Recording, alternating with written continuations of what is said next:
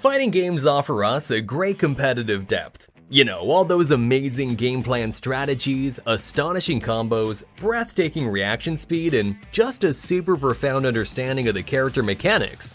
Basically, everything that makes esports tournaments unbelievable shows and motivates us to practice for long hours.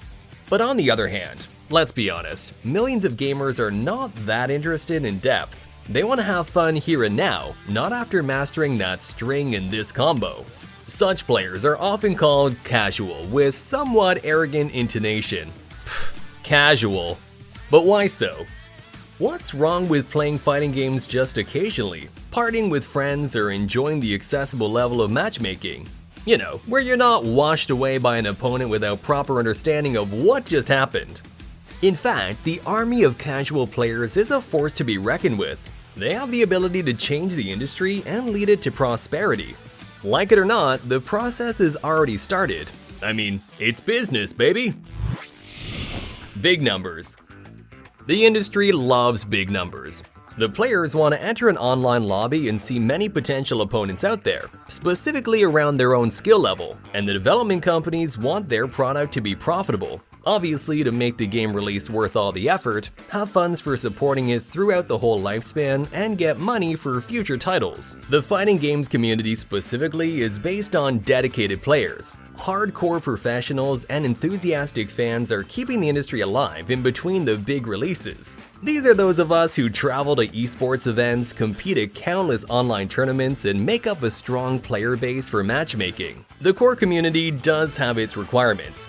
Yep, we all want these requirements. We all want fighting games to be as deep as they could be to reward practice and give the players the freedom to express themselves in those fights. The core community is also a mighty power that holds the whole phenomenon of the fighting games industry on their shoulders. But those big numbers… Do you remember when Guilty Gear Strive was just released and demonstrated astonishing numbers of active players on Steam?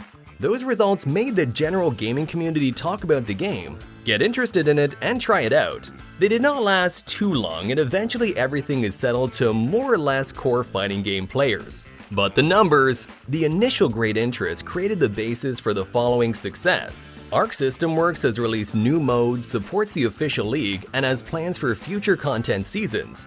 Guilty Gear Strive is one of their most successful products, if not the most successful, a lot thanks to the casual players. They are intrigued by the amazing visuals, prominent characters, and, let's just say it, the decent accessibility, where gamers can grab a controller and immediately enjoy the fights. Sure, Strive is deep, there's no doubt about that. The game just keeps a perfect balance. It brings big numbers to support the business, and it has the depth level to keep the core community active within the game, at least until the next big release. The trend of accessibility. What can represent the accessibility better than the subgenre of platform fighters? Smash Bros. Is the indisputable king here. The series was specifically aimed at the general audience of Nintendo fans, and the esports dimension feels like a sequence of the games being so good. The Brawlhalla developers care substantially more about esports and pro players. The game is still accessible alright, but it has a different monetization scheme than Smash. Brawlhalla is free to play, and to sell skins to casual gamers, you kinda need to convert them into dedicated fans. Multiverses wants to repeat and multiply this success. Let's see what happens with this game. But accessibility is not limited to the platform fighting games only. It's a gate to bring big numbers of players, and the developers clearly want to use it. Street Fighter 6 has learned the lesson from the first few months of SF5, and the game offers a proper package for the core community. At the same time, the developers take effective steps towards the casual players, from simplified inputs to the World Tour mode that explains the basics and entertains beginners with cool RPG elements.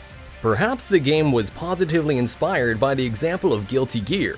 Grand Blue Fantasy Versus has tested the accessibility formula with its options of a Smash-like input. It's nice to see both Street Fighter and Grand Blue Fantasy still having classic controls and even rewarding using them. Isn't this balance the key ingredient for following the accessibility trend and still not ruining the experience for the dedicated FGC? Balance. Some fighting game series have traditionally very good relationships with a casual audience. Mortal Kombat, for example, is one of those mass games, playable all over the coach parties. You can go as far as Evo matches here, but you may also remember one spectacular combo for your favorite character and destroy all your friends with it. Mortal Kombat is one of the most financially successful fighting games throughout the years, as well as Smash. Tekken is also in this category. The second and third games were a must-have thing in the PlayStation 1 library, and this reputation is not faded away. The fights are intuitive and casual players enjoy the accessibility level. We all know that Tekken games are competitively deep. These two dimensions exist in harmony, perfectly supporting each other, casual and core community. Alright, let's bring up this word once again. Balance. It's not easy to maintain it. If a title trends to get stronger in only one of those aspects, it eventually fails. Simplistic fighters for the casual gamers only disappear pretty quickly.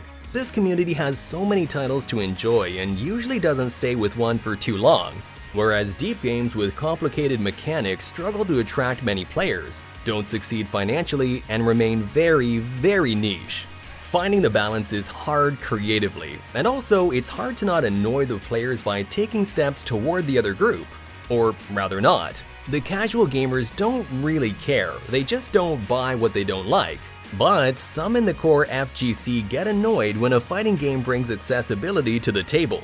You remember those conversations if Smash is a proper esports title with such a level of accessibility? Have you noticed the sparks of anger about rewarding players for mashing auto combos?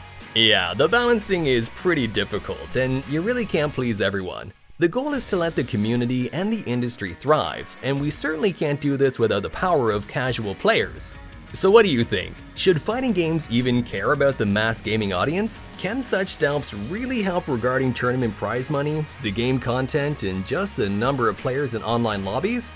Whatever your opinion, share it down in the comments. We think that the balance between casual and dedicated gamers is super important, and it's still an area to explore and experiment. And we certainly want to know your opinion, guys!